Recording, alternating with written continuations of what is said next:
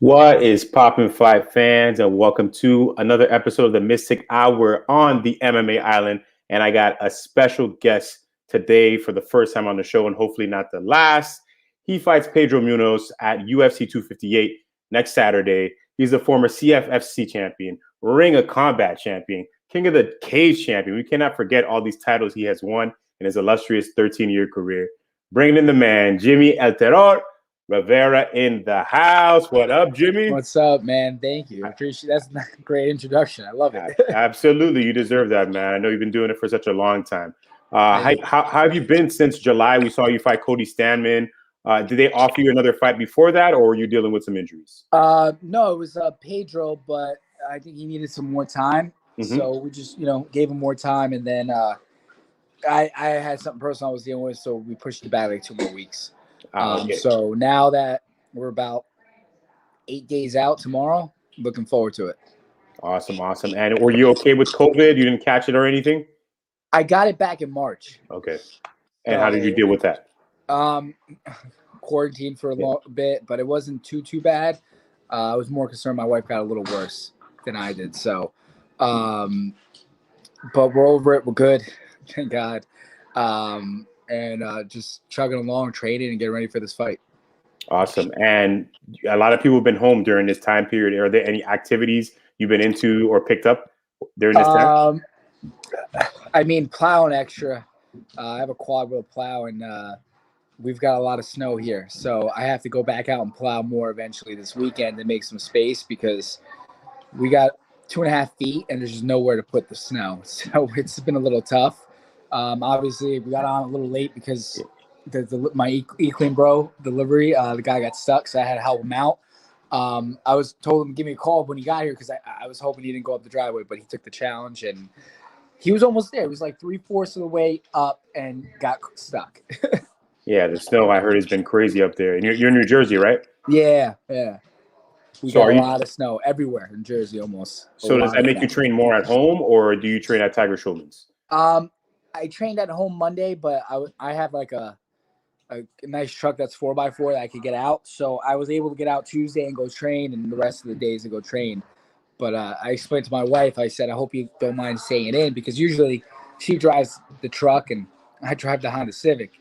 And I was like, baby, there's no way we're going anywhere with what's going on here. I'm like, you just got to stay in and enjoy it for a couple of days until I could clear some room, make some paths, and move some snow.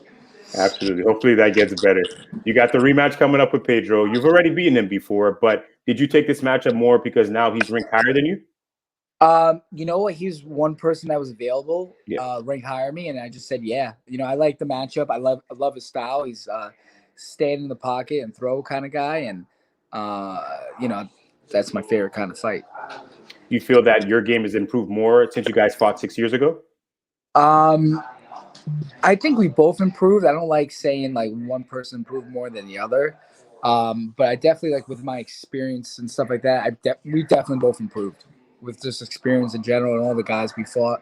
Almost the same guys, except for one or two people. So, but yeah. And Pedro's a guy who's not often finished. You think you want to finish here to make a statement? Yeah, I'm going to try. Yeah. When I fought him in Brazil, I tell you, I hit him with everything. He kept coming forward. So he's a tough SOB. So I'm going to try. It's definitely going to be a war. People ask me, how are you going to feel about how's the fight going to go? I'm like, I think we're going to beat the shit out of each other. Yeah, and we got Frankie Edgar taking on Corey Sandhagen. Do you think it was fair to the bantamweight division, Frankie getting a fight like Pedro Munhoz to enter the ranking so easily? I don't. If I was Pedro Munhoz, I would have took that fight. That's a great fight for your legacy.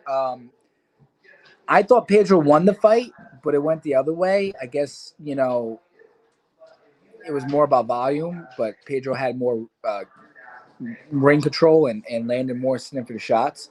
So it was really interesting to watch the fight and see that, Frankie won.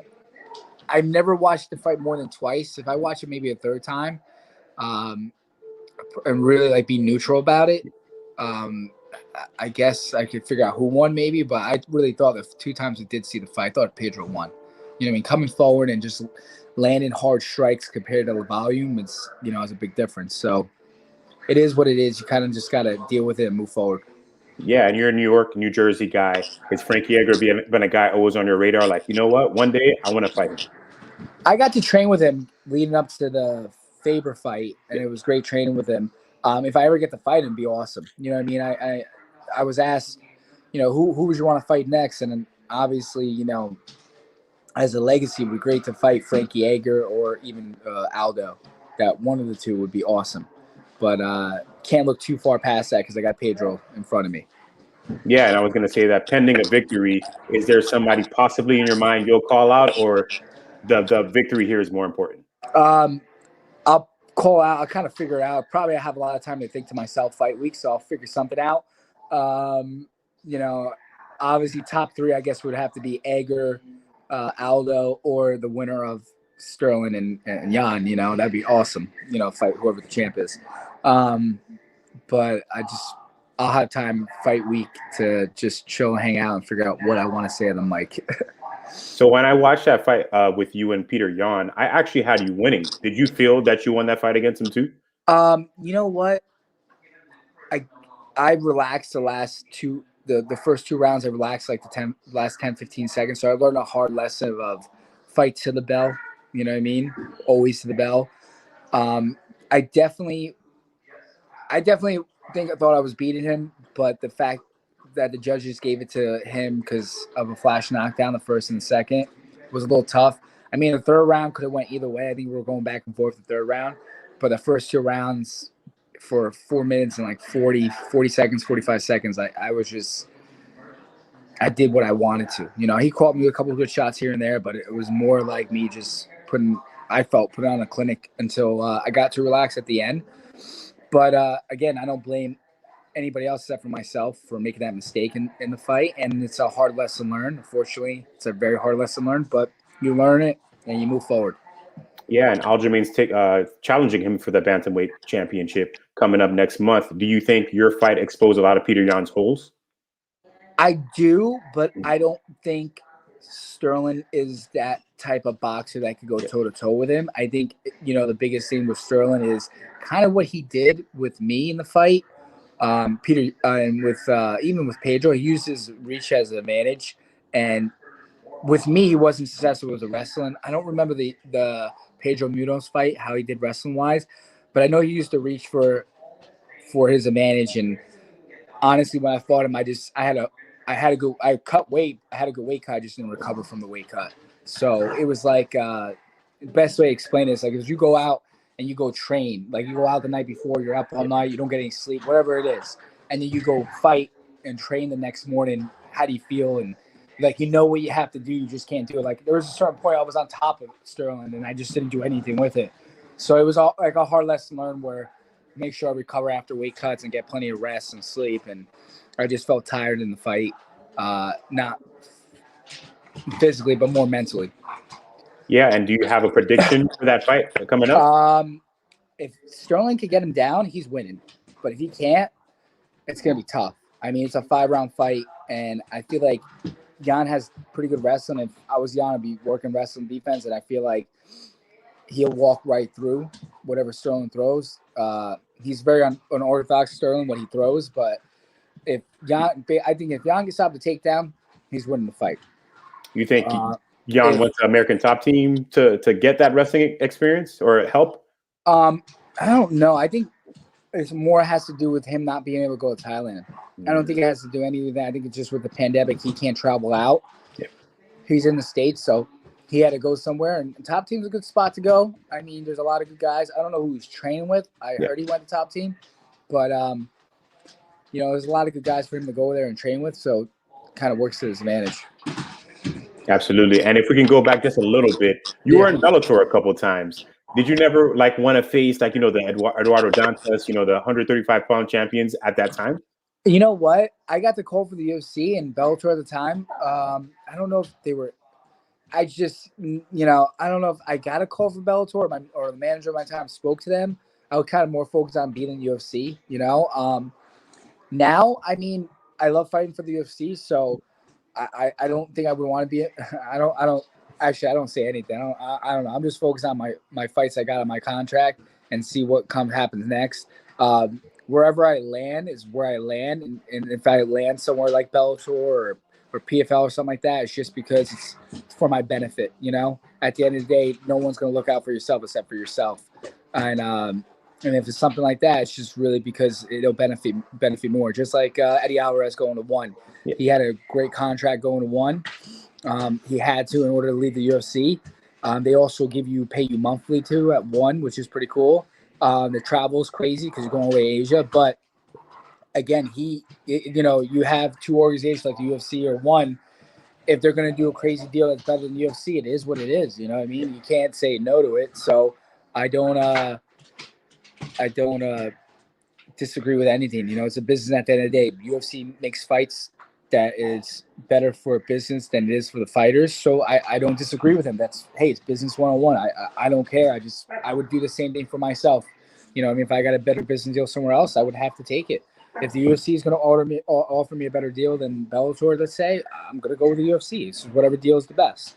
There's no there's no gray area. It's just very white and black. Well, they're offering this, and this, and this is what they're offering, which is a better deal. I'm going with a better deal.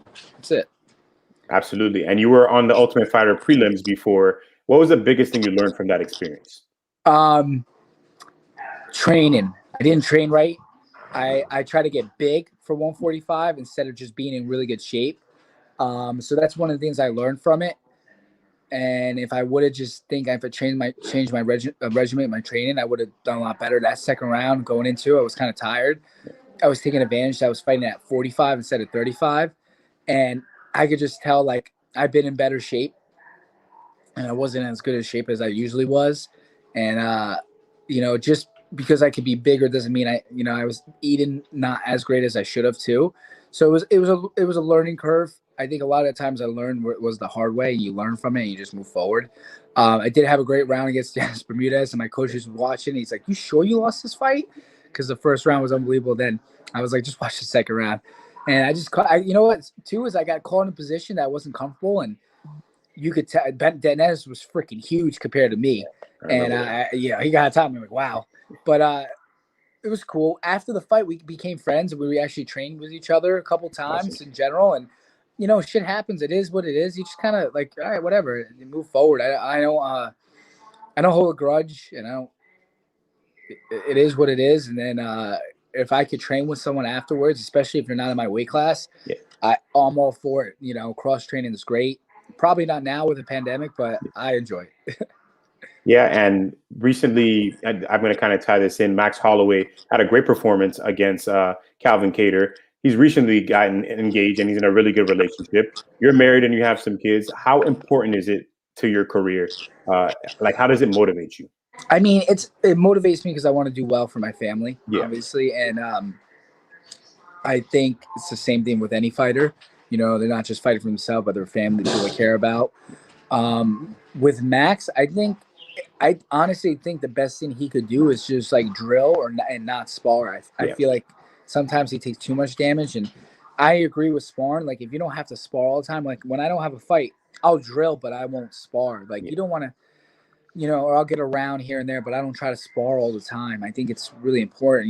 CTE is real, and getting hit in the head a lot. Even the only thing the boxing headgear is stopping you from is getting cut. It ain't stopping CTE. So I think you saw a big difference, and it was very funny to see Holloway fight and see Calvin, who's supposed to be a good boxer, not really do much. And I tell you, Max was on that night. He looked sharp, and he looked real good. And it was like he took him to school. Not to be disrespectful, took him to school, and it was a fucking good fight. Yeah, probably one of the greatest performances we've seen in the UFC. But you've been doing this for 13 years now, since you were 18 years old. Do you see yourself doing this for 10 more years so you're 40, or you don't really put a timetable on it? I never put a timetable on it, to be honest with you. I don't really know. Definitely want to finish out my contract and see what happens from there, or if they offer me something beforehand. I don't really know. I fight because I enjoy it. Yeah. I'm sorry. This guy is like biting at me. Hey, how you doing, man? Can I finish this? He's like jumping on me, biting me. They're just playing. He's like Almost done, super but we're excited. almost done. No, it's all good. I'm just Yeah. I'm like trying to explain. And he keeps jumping on my back. Nah, sorry, man. What was I gonna say? I don't know. There's no timetable on it. Yeah. You know what I mean? It really isn't. I think I'll know when I start slowing up, when I can't do the things I usually could do, sparring and rolling and stuff. Then there's the time where I gotta hang it up and be done. But that time isn't right now for sure. I feel really good. Unfortunately, I want to fight a little more. It's just tough when you're in the top 10. Yeah. You know what I mean? It's tough who's available to get a fight. So that's one of the toughest things. And with the whole COVID thing too, it's tough. People coming out left and right. Not people getting hurt and stuff. Yeah. More with anything right now. People COVID. Sorry, Harley, stop. Sorry. Testing positive and have to pull out. So it's tough. I mean, it is what it is now. UFC does a great job protecting the fighters and test them and all that. So can't say anything. Can't say they don't do their thing on that. That's for sure. Yeah. Sorry about the dog. It's okay. No worries. They see a critter or something and we're all good. Barking, or maybe my neighbor's dog is back out there. I don't know, or a deer. No worries, Jimmy. We're all good. This time next year, Jimmy, where do you see yourself? You see yourself challenging for a title or somewhere at least in that top 3? I mean, at least at the top before definitely for challenge title. I think I have a lot to still show, and I think even with my 3 losses in the UFC, even with even my recent loss was Jan. It was such a close fight, and he's a champ, so I'm not that far at the grass, and I feel like, I could do anything. Just gotta put my mind to it, and that's it. Yeah, and last question here, Jimmy. I always like to ask this question: what are 3 things in life right now that you're grateful for? My dogs when they don't bark. Yeah. My wife, and my family. Grateful for that. I'm grateful I have a roof over my head, and I'm grateful that everyone's healthy and stuff. That's I'm grateful to be here and be able to do stuff that some people don't get to do. It's a blessing too. So I recently saw something, just a quote, and I was just like, eventually, you gotta enjoy those moments you have, because you never know when they might go, and that's what I do. I just try to enjoy the moments. I know there's times to grind and you have to work and stuff, but there's other times that you just gotta take 10, 15 minutes out and just enjoy it. Enjoy the cup of coffee, enjoy the view, whatever it is. Absolutely. And enjoy the dogs, of course. Jimmy, if there's anything you want to say to the fans out there, the floor is all yours. Yeah. Stop barking. What are you guys doing? Look at these. Hey, come on. But a good time over there. You go. We'll interview you after, I promise. What? I said we'll interview the dogs after. Tell them to wait their turn. Oh my God, I tell you, they're characters. One is not even 1 year old yet, and he's almost 100 pounds. Wow. Duke is like 135, and Harley's like 115. Duke's 2 years old about. Harley's going to be 3 in July, and they're awesome dogs. I tell you, people don't realize, but these guys they're huge dogs. Bantamweight and a flyweight there. Yeah, and they're so, like, they have 5 to 10 minutes of energy, and then they just die out and they just chill. Unless they see an animal or a new visitor, then they play a little bit and then they die out like 10 minutes later. But yeah, anything you want to say to the fans before? Thanks for having me on, and thanks for following me, and I appreciate all the support. Of course, Jimmy. We can't wait to see you fight. I appreciate you for coming on, and of course, hopefully we can have you on again. Sounds good, man. Have a good one. Good luck, Jimmy. Appreciate it. Thank you. Jimmie Rivera joining us tonight. It's nighttime. He fights Pedro Munhoz, UFC 258 Part 2. It's a rematch. Can't wait to see it. Thank you guys so much tonight for watching. We'll be back next week. I appreciate you guys all week. We did 6. Let's do 7, 8, 10 next week. More interviews, more fight. MMA Island. Darnell Giovanni out.